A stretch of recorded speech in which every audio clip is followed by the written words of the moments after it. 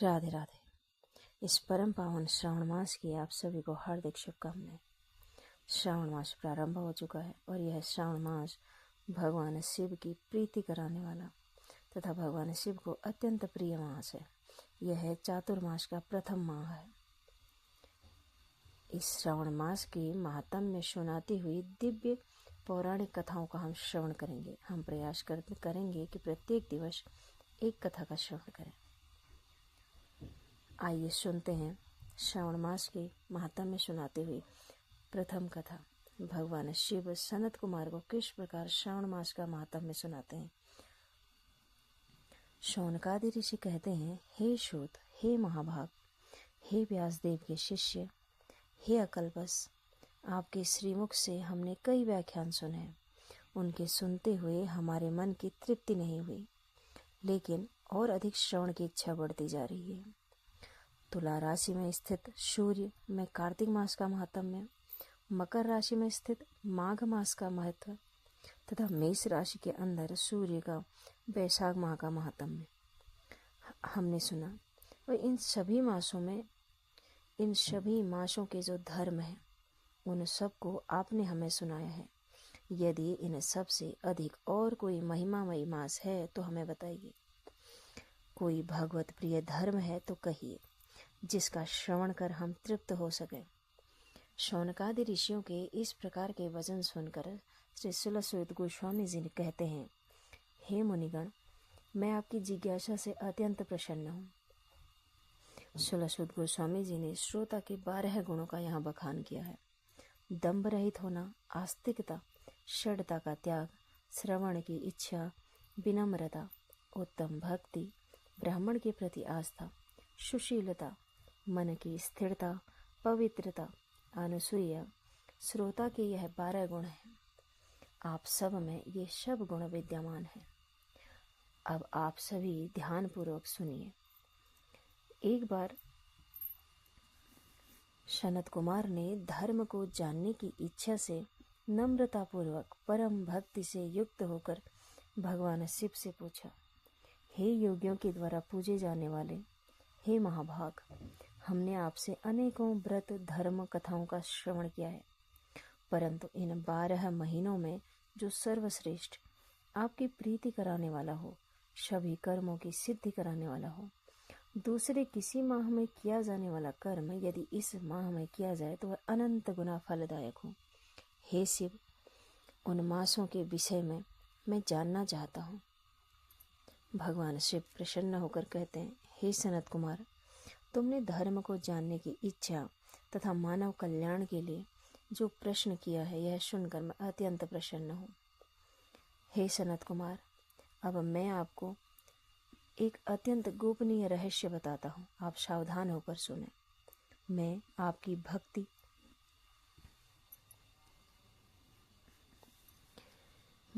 भक्ति और धर्म की इच्छा से अत्यंत प्रसन्न हूँ।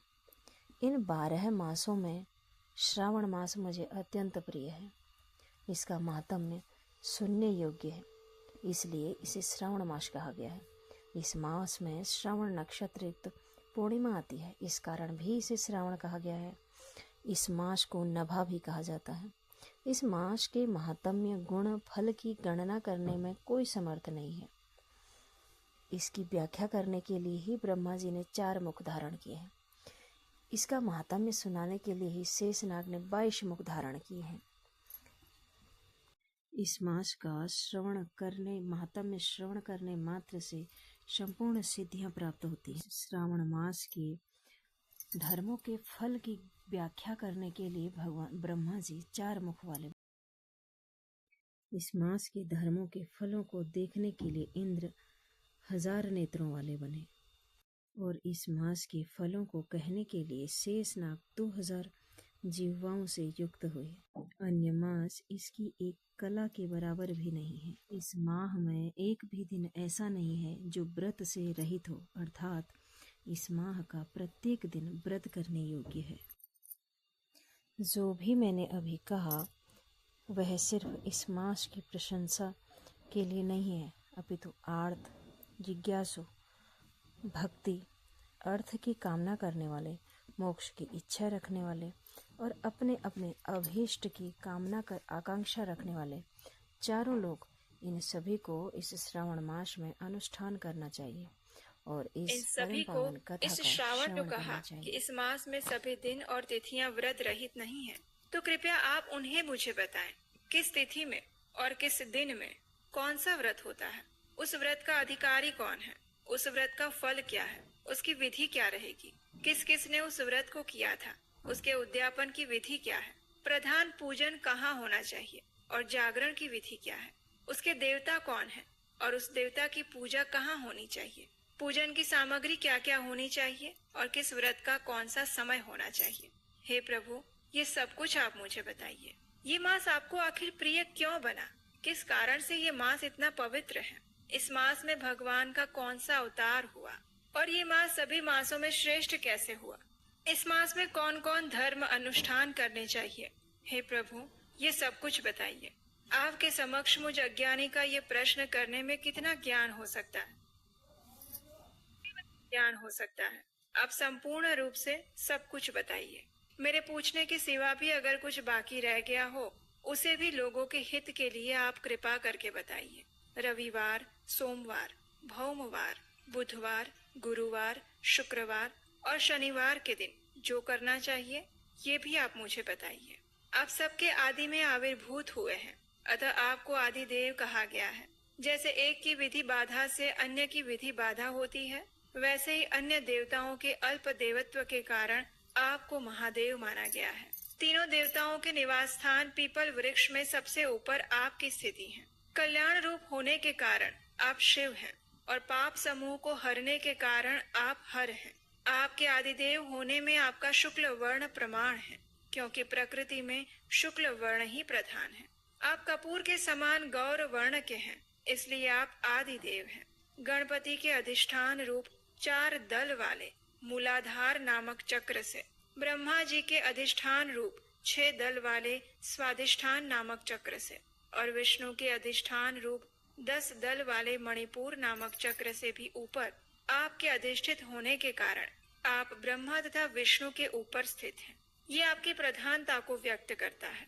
हे देव, एकमात्र आपकी पूजा से पंचायतन पूजा हो जाती है, जो कि दूसरे देवता की पूजा से किसी भी तरह संभव नहीं। आप स्वयं शिव हैं। आपकी बाईं जांघ पर शक्ति स्वरूपा दुर्गा, दाहिनी जांघ पर गणपति, आपके नेत्र में सूर्य और हृदय में भक्तराज भगवान श्री हरि विराजमान है। अन्न के ब्रह्मा स्वरूप होने और रस के विष्णु रूप होने तथा आपके उसका भोक्ता होने के कारण, हे ईशान, आपके श्रेष्ठत्व में किसे संदेह हो सकता है। सबको विरक्ति की शिक्षा देने के लिए आप स्मशान में और पर्वत पर निवास करते हैं। पुरुष सुक्त प्रार्थना में उतामृत तत्व शेषानो इस मंत्र के द्वारा प्रतिपादन के योग्य है, ऐसा महर्षियों ने कहा है। जगत का संहार करने वाले हलाहल को गले में किसने धारण किया? महाप्रलय की कालाग्नि को अपने मस्तक पर धारण करने में कौन समर्थ था? संसार रूप अंधकूप में पतन के हेतु कामदेव को किसने भस्म किया? आप ऐसे हैं कि आपकी महिमा का वर्णन करने में कौन समर्थ है? एक तुच्छ प्राणी, मैं करोड़ों जन्मों में भी आपके प्रभाव का वर्णन नहीं कर सकता। अतः आप मेरे ऊपर कृपा कीजिए और मेरे प्रश्नों के उत्तर दीजिए। और इस प्रकार स्कंद पुराण के अंतर्गत ईश्वर सनत कुमार संवाद में श्रावण मास के महात्म्य का पहला अध्याय पूर्ण हुआ। तो ये थी आज की श्रावण मास महात्म्य की पहले अध्याय की कथा।